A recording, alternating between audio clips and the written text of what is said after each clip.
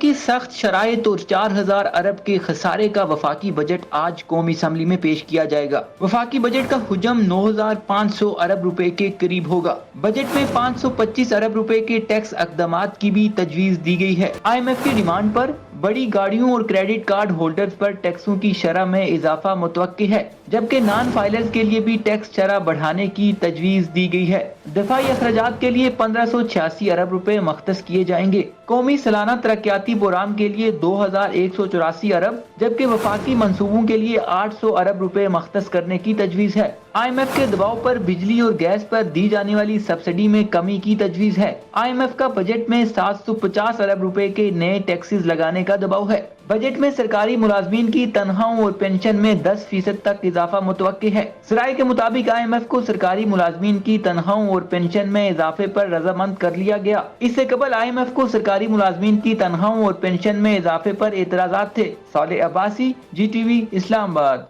Welcome back. और ये आपने देखा एक छोटा सा नमूना या छोटी सी जो स्टोरी आपके साथ बजट के हवाले से शेयर की गई। इस पे हमारे मुअज़्ज़िज़ मेहमान क्या फरमाते हैं, आज के लिए क्या प्रेडिक्शन है। इस वक्त तो प्रेडिक्शन से स्टार्ट होगा ऑब्वियसली, और उसके बाद जैसे जैसे बजट की ट्रांसमिशन शुरू होगी आपको तमाम तर तफसीलात पता चलती जाएंगी। लेकिन मुझे और आपको किस सख्ती के लिए या किस आसानी के लिए तैयार होना है, इसको आज हम डिस्कशन का हिस्सा बनाएंगे। हमारे साथ मेहमान मौजूद हैं। सबसे पहले डॉक्टर मिर्ज़ा इख्तियार बेग साहब, आप सब उन्हें जानते हैं, पीपल्स पार्टी से भी इनका ताल्लुक है, सीजन्ड पॉलिटिशियन के साथ सीजन्ड बिजनेसमैन भी हैं। अस्सलाम वालेकुम। बहुत शुक्रिया नुसरत।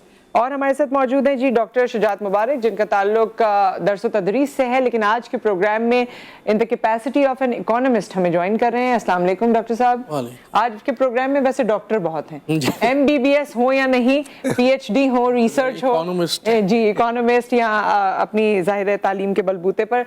और जिस तरह मैंने कहा कि आज के प्रोग्राम में डॉक्टर्स बहुत हैं, तो हमारे पास बड़ी ही famous and learned personality doctor Huma Baqai साहिबा भी इस वक्त मौजूद हैं। एज एन एनालिस्ट वो हमें प्रोग्राम में ज्वाइन कर रही हैं। आपको भी खुशामदीद कहते हैं। अस्सलाम वालेकुम। सो मिर्ज़ा साहब, आपसे शुरुआत करते हैं, कैसा बजट आने वाला है? देखिए, सच बात तो यह है कि जो कल ऐसे बातें हो रही हैं और प्रेस कॉन्फ्रेंस में भी जो कुछ चीज़ें मिफ्ता इस्माइल साहब, खुर्रम दस्तगीर और एहसन इकबाल साहब ने कहीं, उससे मैंने माशत के स्टूडेंट के हैसियत से अक्स किया, it is going to be very harsh, बहुत सख्त बजट आने वाला है। और उसकी वजह और कितनी सख्ती होगी? I know. IMF ने कोई कंप्रोमाइज़ नहीं करा किसी ऐसी चीज़ पे, कोई सब्सिडी पे, कोई टैक्स एग्जम्पशंस पे, कोई ऐसी मराहत पे, क्योंकि वो कहते हैं आपके पास रिसोर्सेज नहीं है, लिहाजा आपको हर जगह कट करना है। वो तो कहते हैं पब्लिक सेक्टर डेवलपमेंट प्रोजेक्ट जो PSDP पे 100 अरब की कटौती लगाओ, कोई ज़रूरत नहीं है तरक्याती मंसूबों को करने की। और बात समझ में भी आती है कि अगर एक साल 100 अरब या 200 अरब के कम तरक्याती मंसूबे करके हम ब्लीडिंग को रोक लें जो करंट अकाउंट की हमारी हो रही है, तो वो ज़्यादा बेहतर है, क्योंकि हाथ से निकलते ही जा रही हैं चीज़ें। अब क्या नई चीज़ें लग सकती हैं, सैलरी क्लास पे भी मजीद टैक्स लग सकता है, सुपर रिच टैक्स है, 750 अरब के टैक्सेस कह रहे हैं, 750 अरब रुपए के इजाफी टैक्सेस है। तो टोटल टैक्स का जो हजम उन्होंने दिया है वो 7,255 अरब रुपए है। अभी बमुश्किल 6,000 अरब हुआ है, तो 1,255 अरब इसमें करना है, जिसमें 750 जो है वो इजाफी टैक्स जो आपने कहे। तो यकीनन ये बहुत कड़वी गोली है, और किस तरह से लोग उसको बर्दाश्त करेंगे। महंगाई का ये आलम है कि 8.5% आपका टारगेट था, 13 और 14 पे आ गई है। तो लेकिन आपके कहने के मुताबिक, जैसे आपकी बात से मैं समझ पाई हूँ कि हमारी हुकूमत के भी हाथ पैर बंधे हुए हैं, यानी ये हो या XYZ कोई भी हो, उन्होंने यही फैसला करना है। देखिए, सवाल ये है कि माशत की हालत 4 सालों में एडॉक फैसले कर करके या एक रॉन्ग फुटिंग की बुनियाद पे, जो वो समझते थे सही है लेकिन अब ये साबित हुआ वो गलत थी, माशत इतनी ज़्यादा बिगड़ चुकी है कि इस वक्त कोई भी हुकूमत हो, XYZ कोई भी हुकूमत हो, आपको ये सख्त फैसले करने होंगे, नहीं तो अल्लाह ना करे मुल्क डिफॉल्ट की तरफ जा रहा है। अगर IMF आपसे अपना प्रोग्राम बहाल नहीं करता, मैं इसको आसान लफ्जों में समझा, अगर IMF अपना प्रोग्राम बहाल नहीं करता, world bank, Asian development bank की लाइन ऑफ क्रेडिट जो सस्पेंड होंगे वो भी नहीं मिलेंगी, रुपया आपका 250 पे पहुंच जाएगा, और एक کیوس ہو جائے گا. لہٰذا ہمارے ملک کے مفاد میں میں بہت انویلنگلی یہ جملہ کہہ رہا ہوں کہ آپ آئی ایم ایف سے جلد کر لیں, کیونکہ اس کی انسرٹنٹیز کہ آئی ایم ایف نے ہمیں ریگولیٹ کر رہا ہے, آئی ایم ایف کا ہاتھ ہے, آئی ایم ایف کے پروگرام میں ہم شامل ہو گئے. جب تک یہ کلیئر میسج نہیں آئے گا روپی بھی سلائڈ کرتا جائے گا. ہماری ریٹنگ بھی آپ دیکھیں نا, موڈی سب سے بڑا جو ریٹنگ ہے اس نے ہماری ریٹنگ اسٹیبل سے منفی کر دی ہے, آؤٹ لک جس کو کہتے ہیں. تو یہ سب چیزیں ہیں. میں سمجھتا ہوں آج کا دن ہم بھی اس پہ مختلف چینلز پہ بات کریں گے, لیکن مجھے جو نظر آ رہا ہے ابھی سے وہ یہ ہے کہ ایک سخت بجٹ ہے. ٹیکسز کی وصولی 750 بہت بڑا رقم ہے یہ, اور نیا ٹارگٹ بھی جو دیا گیا ہے وہ بھی بہت بڑا ہے. لیکن اشرفیہ جو ہے زیادہ ہٹ ہوگی. نئے مکان, بڑی گاڑیاں, بڑی ٹیلی فون, ہر چیز بڑی, ٹریولنگ, ان پہ تو ٹھیک ٹھاک لگے گی. ڈاکٹر ہما بقائی ہمارے ساتھ, میں ان کی طرف بھی جانا چاہتی ہوں. ڈاکٹر ہما, پھر یہ بات تو کچھ اس طرح سے ہوئی کہ جب ہم ووٹ کے لیے نعرے لگاتے ہیں اور اس وقت کہتے ہیں کہ ہم آئی ایم ایف کے پاس نہیں جائیں گے, تو یہ تو سراسر ہمارے لیے ابہام ہے. اب میرے خیال میں عوام کو یہ بتانے کا وقت ہے کہ بھائی اگر یہ کوئی کہتا ہے تو ہمارے پاس اور کوئی راستہ ہے نہیں, کیونکہ ہم تو اس دور سے گزر رہے ہیں, پہلے بھی گزرے ہیں, اور اس وقت تو بڑی ہارش ریالٹی ہے. کھانے کے لالے ہیں, تعلیم کے لالے ہیں, ہم یوٹیلیٹی بل پے نہیں کر پاتے, اور اب جس طرح کا بجٹ بتایا جا رہا ہے, آپ کیا کہتی ہیں ہماری اکانومی کس طرح سے سروائیو کرے گی؟ میرے خیال ہے معاشی مشکلات تو بہت عرصے سے تھیں, لیکن اب اس نہج پر پہنچ گئی ہیں کہ اب ہم وہ جو بینڈیڈ اسٹریٹجی ہے نا اس کے ساتھ چل نہیں سکتے. تو ایک ہماری تھی طریقہ کار, یہاں بینڈیڈ لگا دیا, وہاں بینڈیڈ لگا دیا, اور اب صورتحال اس نہج پہ پہنچی ہے کہ اگر میکرو اکنامک ریفارمز نہیں ہوئیں, اگر اسٹرکچرل چینجز کی طرف ہم نہیں گئے, اور اگر ہم نے معیشت پر سیاست کرنا بند نہیں کی, تو صورتحال ہاتھ سے نکل گئی ہے, ہاتھ سے مزید نکل جائے گی. ابھی اختیار صاحب فرما رہے تھے کہ ٹیکسز اتنے زیادہ بڑھیں گے. آپ نے بھی اپنے انٹروڈکشن میں یہ کہا, دیکھیے جی کون سے ٹیکسز بڑھیں گے. اگر آپ ایک بار پھر ریگریسو ٹیکسیشن بڑھائیں گے تو پھر اس کا معیشت کو فائدہ نہیں ہوگا. اگر آپ کوئی انسینٹیوز کا اسٹرکچر لائیں گے تو پھر شاید بہتر صورتحال ہو سکتی ہے. یہ ہر بار ہم سنتے ہیں کہ جی بڑے لوگوں پر, اشرافیہ پر, ایلیٹ پر ٹیکس لگے گا, بڑی گاڑیوں پر, بڑے, لیکن ہماری تو معیشت پر ایک ایلیٹ کیپچر ہے, اور جو فیصلہ کرنے والے لوگ ہیں وہ ایسے فیصلے ہونے نہیں دیتے. تو بہت یہ سٹیپس سجیسٹ ہوئے اور سارا ڈیٹا موجود ہے. ایسا نہیں ہے کہ ان کو پتا نہیں ہے کہ لوگ سال میں کتنی دفعہ سفر کرتے ہیں, ان کے ڈرائیو ویز میں کیسی گاڑیاں کھڑی ہیں, ان کے کیسے گھر بنے, وہ اتنے آرنیٹ گھر کس طرح ہوئے ہیں, کس طرح یہ حصول ہوا ہے پیسے کا.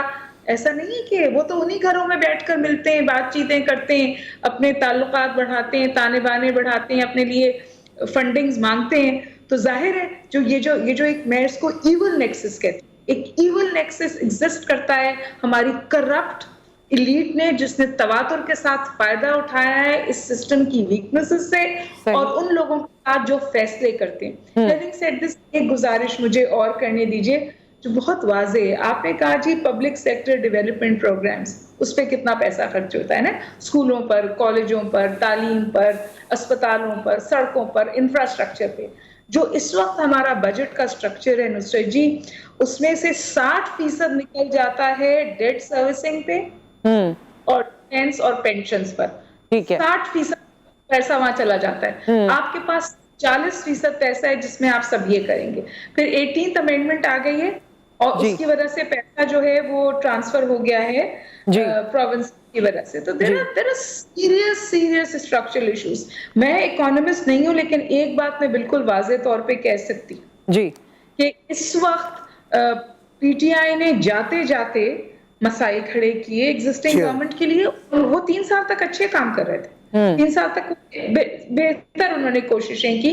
کچھ غلطیاں ہوئیں جہاں انہوں نے آئی ایم ایف کے پروگرام کو ڈیلے کیا, جس کی ہم نے قیمت ادا کی, لیکن اوور آل اکانومی کچھ ٹھیک ہوئی تھی. لیکن آخر میں آ کر وہ بھی جکڑ گئے سیاسی مسئلے میں, اور پھر وہ انہوں نے وہ کیا.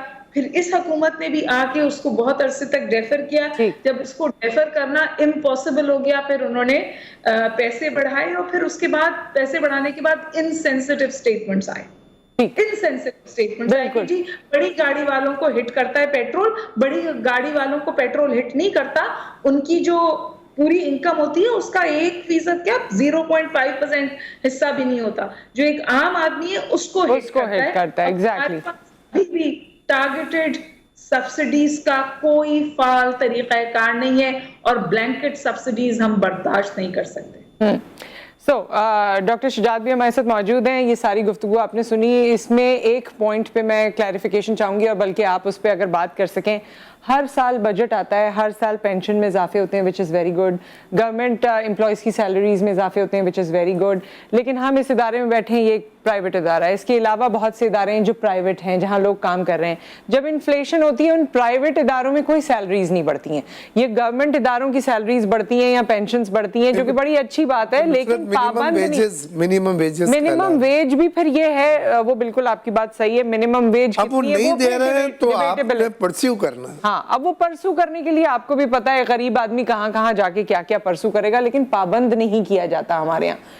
इस पूरे सिनारियो में एक सैलरीड क्लास जो कि मिडिल क्लास है वो किस तरह सुकड़ती जा रही है, दबती जा रही है और गुर्बत की लकीर के करीब जा रही है। देखिए, अभी एक तो गवर्नमेंट ऑफ पाकिस्तान ने सर्वे दी है, कुछ इंटरनेशनल सर्वेज भी आए हैं। कहा यह जा रहा है कि पिछले तकरीबन 3 साल में पाकिस्तान की मिडिल क्लास 17% तक सुकड़ गई है। अगर वो 30% थी तो शायद अब वो कोई 23% रह गए, बल्कि 13% तक रह गए होंगे। एक बात, और उसकी लेकिन वजह क्या है, मुझे थोड़ा सा अगर टाइम दे मैं डॉक्टर हुमा की बात को आगे बढ़ाऊं। उन्होंने बजट का ब्रेकअप दिया, अभी 9,200 अरब का या 9,500 का बजट है। ऑलमोस्ट हमारे 5,000 समथिंग की डेट सर्विसिंग है, यानी कि हमने इंटरेस्ट ऑन आवर डेट्स या जो ओरिजिनल अमाउंट है वो हमने वापस करनी है। 1,500 का डिफेंस का बजट है, फिर पेंशन्स हैं और बाकी चीज़ें हैं। तो अगर आप इस तमाम को देख लें तो अमजद साहब का एक शेर है कि हिसाब उम्र का इतना सा गोशवारा है, तुम्हें निकाल कर देखा बाकी सब हसारा है। तो आप मुझे बताएं 6-7 हज़ार ये निकाल देंगे तो पीछे क्या बचेगा? और अब इसकी रीज़न क्या है? रीज़न जिसके बारे में हम कभी भी बात नहीं करते वो आपके स्टेट ओन एंटरप्राइजेज हैं। आपकी PIA से लेके, आपकी स्टील मिल से लेके, आपकी रेलवे से लेके कितनी सब्सिडी उनको दी जा रही है। इस वक्त अगर आप ये देखें कि गवर्नमेंट कितनी उनको सब्सिडीज दे रही है और वही अमाउंट आप उसमें से निकाल दें तो आपका बजट अच्छा खासा बेहतर बन सकता है। तो मेरी तजवीज़ ये है गवर्नमेंट को कि ज़ाहिर है कि ये इमीडिएट तो नहीं हो सकता, लेकिन लॉन्ग रन में, और IMF ने भी यही कहा है, we have to get rid of these state own institutions जो हमारे लॉस में जा रहे हैं। चाहे रेलवे है तो समहाउ हमें कुछ ना कुछ करना है कि आप उसको प्रॉफिट में लेके आएँ या फिर उसको प्राइवेटाइज करें। स्टील मिल को क्लियरली प्राइवेटाइज करना पड़ेगा, कब तक हम उसको बर्दाश्त करेंगे, जो वाइट एलिफेंट्स हैं। इसी तरह PIA पूरी दुनिया में अगर आपकी पर प्लेन आपका जो स्टाफिंग है वो 100 होती है तो PIA में 900,000 है, 10 गुना 20 गुना कई गुना उससे जो परसेंटेज है वो ज़्यादा है। तो एक तो ये कि स्टेट ओन एंटरप्राइजेस के बारे में ये भी गवर्नमेंट खामोश है, पहले वाली गवर्नमेंट ने भी कुछ वो नहीं किया। They have to take care of that अगर वो हम वाकई कुछ जेन्युइन उसको करना चाहते हैं। तो सेकेंडली, जैसे डॉक्टर हुमा ने कहा, बिल्कुल सही है कि टारगेटेड सब्सिडी नहीं दी जा सकती, लेकिन एक एस्पेक्ट ऐसा है जिसमें हम सब्सिडी दे सकते हैं, वो है आपके स्कूल की एजुकेशंस। ये कहा जा सकता है कि गवर्नमेंट, जैसे अगर इवन प्राइवेट स्कूल्स हैं या गवर्नमेंट के स्कूल्स हैं, वहाँ पर गवर्नमेंट डायरेक्टली सब्सिडी दे के एजुकेशन को सब्सिडाइज कर सकती है। इसी तरह से जो हेल्थ के मेजर्स पिछली गवर्नमेंट ने लिए थे उसको भी किसी हद तक कंटिन्यू किया जा सकता है इस बर्डन को कम करने के लिए। लेकिन ओवरऑल अगर ये देखा जाए तो जो बजट का हमें स्पेक्ट्रम नज़र आ रहा है, मेरे ख्याल में मिडिल क्लास मजीद और सुकड़ जाएगी, और मेरे ख्याल में ये तो साल शुरू से हमारे लिए बड़ा मुश्किल था इकोनॉमी के हवाले से, और ये और मुश्किल तरीन होने जा रहा है। ठीक है, विद दैट एक ब्रेक यहाँ पर आ गया। ब्रेक के बाद हम वापस आएंगे, कुछ और मेहमान भी हमारे साथ मौजूद होंगे। थैंक यू डॉक्टर हुमा, आपने हमें वक्त दिया। Wish you all the best आपकी यूनिवर्सिटी के लिए, जहाँ से गालिबन आज आप हमें ज्वाइन कर रही हैं, और उसके बारे में भी हम अपने प्लेटफॉर्म से कोशिश करेंगे कि लोगों तक आगाही दें। एक ब्रेक आ गया, उसके बाद हम वापस आते हैं।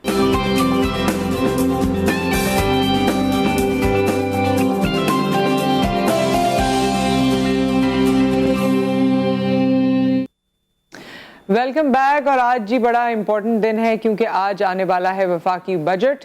वैसे तो बजट से पहले ही बिजलियां गिर चुकी हैं, आवाम पहले ही परेशान है। जब बजट का नाम आता है, सिर्फ इस साल नहीं, हर साल जब भी बजट की ट्रांसमिशंस होती हैं, बजट के हवाले से बात होती है, तो हमेशा कहा जाता है कि जी आवाम दोस्त बजट आएगा, लेकिन वो निकलता आवाम दोस्त नहीं है, जो अलल ऐलान कहा जाता है। लेकिन इस बार क्योंकि हालात वैसे ही मुश्किल हो गए हैं, जैसे हमारे मेहमान हमें बता रहे हैं, तो अल्लाह खैर करे कि आज जो बजट आ रहा है वो हम पर कितना भारी पड़ने वाला है। हमारे साथ मिर्ज़ा इख्तियार बेग साहब मौजूद हैं, डॉक्टर शुजात मुबारक साहब मौजूद हैं, और coming back to the pavilion कहना चाहिए। हम बजट की ट्रांसमिशन में 10-15 साल 20 साल से जा रहे हैं, लेकिन आज कुछ दिल बुझा सा है, यकीन करें। इतना नहीं होता, हमें इतना नहीं होता, वही मैं बोलने जा रहा हूँ। और उसकी वजह यह है कि फंडामेंटल सही नहीं नजर आ रहे और मैसिव रिस्ट्रक्चरिंग चाहिए होगी। पिछली हुकूमत ने महंगा फ्यूल, बल्कि most expensive fuel furnace oil 9,80,000 ton सिर्फ एक महीने में, लास्ट महीने में इंपोर्ट हुआ है। इंपोर्ट कर करके और बिजली बनाई, और उन बिजली घरों से बनाई जिसकी एफिशिएंसी आधी भी नहीं थी, जो फर्नेस से चलते हैं। और 75 अरब रुपए की इंपोर्ट हो गई, एक्सपोर्ट आपकी 30 अरब की, 45 अरब रुपए का खसारा था। अब इन्होंने तो आपके ज़खायर साफ कर गए। इस पे मैं आपसे पूछना चाहती हूँ, क्योंकि आपका साल का एक्सपीरियंसेस है, शोज़ का, पॉलिटिक्स का, लोगों से मिलने जुलने का, आपने बड़ी सारी चीज़ें अपनी आंखों के सामने देखी हैं, ग्राउंड रियलिटीज़ आपको पता है। हम कहते हैं हमारे पास इतने अल्लाह ताला ने मेहरबानियां की हैं, सोलर हमारे पास, हाइड्रो हमारे पास, कोल हमारे पास, क्यों नहीं करते? 2 चीजें करनी होगी उन्हें, मैं आपके प्रोग्राम में बात क्यों नहीं करते, ये भी आपने बताना है। 2 चीजें, तो इस फर्नेस ऑयल के बजाय अगर ऑल्टरनेटिव एनर्जी बनाते, कोयला 80% लोग कोयले से बिजली अपने मुल्क में है, पोलैंड है, जर्मनी है, इंडिया है, आप 5% भी नहीं बना रहे। कोयला 175 बिलियन टन थर में है, और उसी कोयले से 2 यूनिट बिजली बना रहे हैं एंग्रो की। ये नहीं है कि उससे नहीं बन सकती।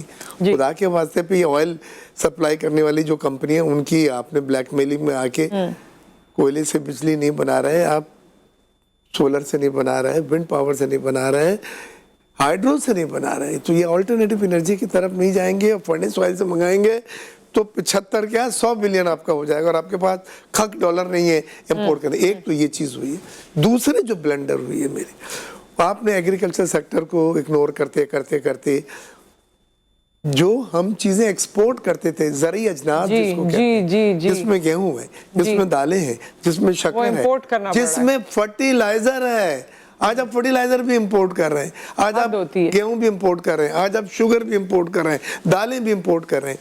आप तकरीबन $10 बिलियन की खाने पीने की अशिया इंपोर्ट कर ली, $17 बिलियन की पेट्रोलियम मसनूआत कर ली, जेब में $1 नहीं है, बस्ट हो गया। और आज आप बात कर रहे हैं कि पूरे रिजर्व आपके जो 1 महीने के भी इंपोर्ट के लिए अपने बचे।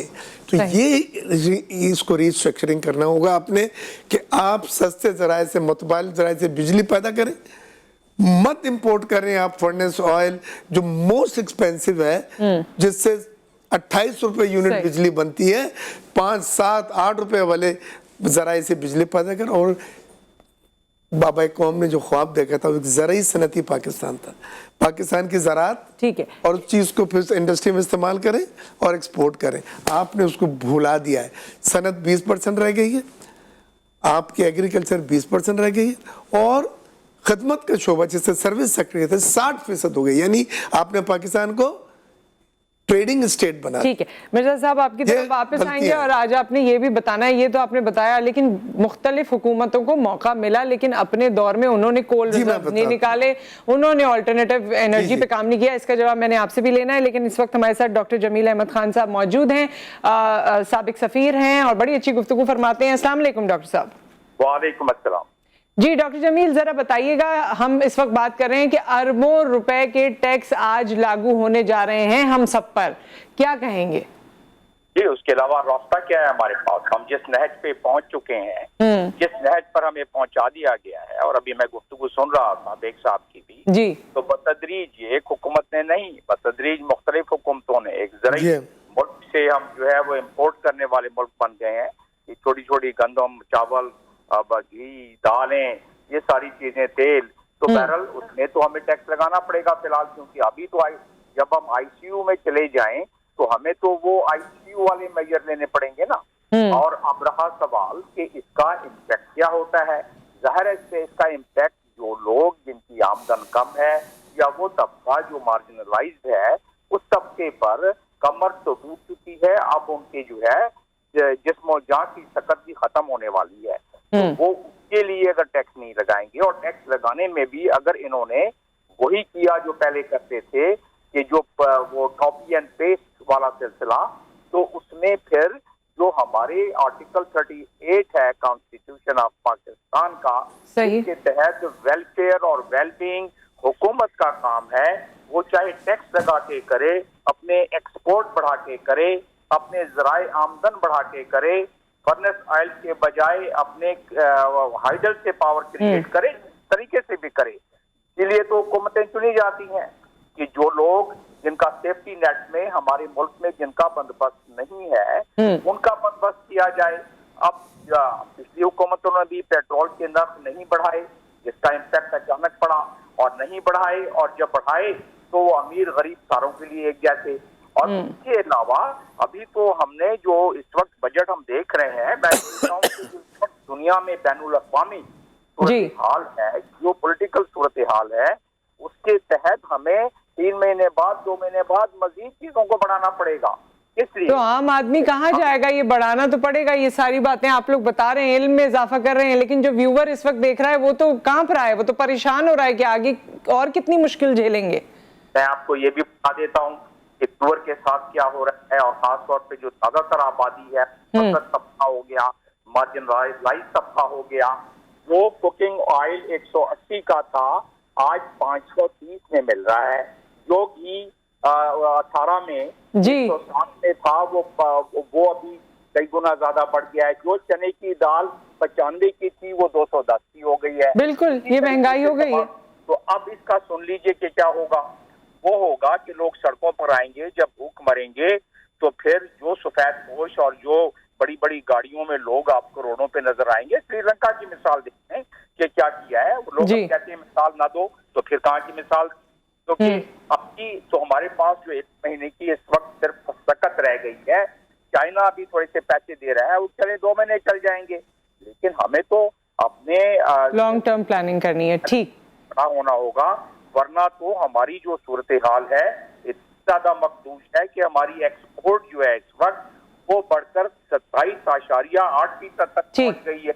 और जो सूरत हाल फिगर्स में तो आपके इस वक्त नाजरीन हैं वो कंफ्यूज हो जाएंगे, लेकिन जब आपकी इंपोर्ट्स ग्रो करके 72.2 बिलियन पर पहुंच जाए तो फिर आपको अपने कुछ बेल्ट को तो टाइट करना पड़ेगा। और बेल्ट को कैसे टाइट करेंगे? इकोनॉमिस्ट भी क्योंकि हमारे साथ मौजूद हैं, उनको शामिल गुफ्तगू करते हैं। ये सब तो बातें वो बताई जा रही हैं जो प्रॉब्लम्स हैं, लेकिन देखिए जिस तरह इख्तियार साहब ने भी कहा कि हमारे पास ऑल्टरनेटिव एनर्जी रिसोर्सेज हैं, क्यों नहीं उसको एक्सप्लॉइट किया, क्यों नहीं बाकी हम चीज़ों की तरफ जाते? फर्नेस ऑयल जब हमारे लिए एक दर्द सर है और बोझ है, तो क्यों नहीं ऑल्टरनेटिव रिसोर्सेज की तरफ जाते? हल क्या है? अच्छा, एक तो ये कि मुझे याद है 2017-18 में जब हम बजट ट्रांसमिशन कर रहे तो एग्जैक्टली बेग साहब आपने भी ये बात कही, बल्कि शब्बर जैदी साहब भी बैठे थे, उन्होंने भी यही कहा था कि हमें जो 23-24% हमारा जो ऑयल का बिल है इसको हम हाफ कर सकते हैं, लेकिन नहीं हुआ क्योंकि पॉलिटिकल ग्रिट नहीं है, पता नहीं क्या है। एक और बात जिसकी तरफ मैं तवज्जो दिलाना चाहूँगा कि अगर आप पाकिस्तान के टैक्स की कॉम्पोजिशन को देखें तो आपके इनडायरेक्ट टैक्सेस तकरीबन 65% है और 35% आपके डायरेक्ट टैक्सेस हैं, जबकि पूरी दुनिया के अंदर अदर वे अराउंड है। पूरी दुनिया में आपके जो डायरेक्ट टैक्सेस हैं वो ज़्यादा होते हैं और इनडायरेक्ट टैक्सेस कम होते हैं। अभी भी अगर बजट के जितने भी प्रपोज मेजर्स हैं उनको देखा जाए तो इनडायरेक्ट टैक्सेस को ज़्यादा बढ़ाया जा रहा है, जो आपके डायरेक्ट टैक्सेस थे उनको इतना इंक्रीज नहीं किया जा रहा, जिसकी वजह से इनडायरेक्ट टैक्सेस जब भी बढ़ते हैं तो ये बिल्कुल इक्वली हल बता दें और कंक्लूड कर दें। टाइम बिल्कुल खत्म हो गया। बेस हमें बढ़ाना होगा, इनडायरेक्ट टैक्सेस को नहीं बल्कि डायरेक्ट टैक्सेस को बढ़ाना होगा। टैक्स बेस बढ़ाएंगे تو پھر پاکستان کے جو ٹیکس کے مسائل ہیں، پاکستان کے بجٹ کے مسائل کو ہم حل کر سکتے ہیں. ٹھیک ہے، ود دیٹ بہت بہت شکریہ آپ لوگوں کی تشریف آوری کا. مرزا صاحب اور بات کرنا چاہتے تھے، انشاءاللہ نیکسٹ سیشن میں کریں گے. اور ڈاکٹر جمیل آپ کا بھی بہت شکریہ، آپ کے ساتھ انشاءاللہ اسٹوڈیو میں سیشن کریں گے. ون لائنر کہنا ہے تو جلدی سے کہہ دیں، ختم. ہم نے ایکسپورٹ لیڈ گروتھ کے بجائے امپورٹ لیڈ گروتھ ماڈل اپنا لیا، جو بلنڈر ہے. ایکسپورٹ کو لیڈ گروتھ پہ جانا ہوگا، willingly in willingly. With that اپنا خیال رکھیے. میں تو ہمیشہ کہتی ہوں پروگرام میں کہ جی ہم سب کو دعاؤں میں یاد رکھیے، اور اب تو دعاؤں کی اشد ضرورت ہے. دعاؤں میں یاد رکھیے. دیکھتے ہیں کہ یہ بجٹ کیسا ہم پر نازل ہوتا ہے. آپ سے پھر ملاقات ہوگی. اللہ حافظ.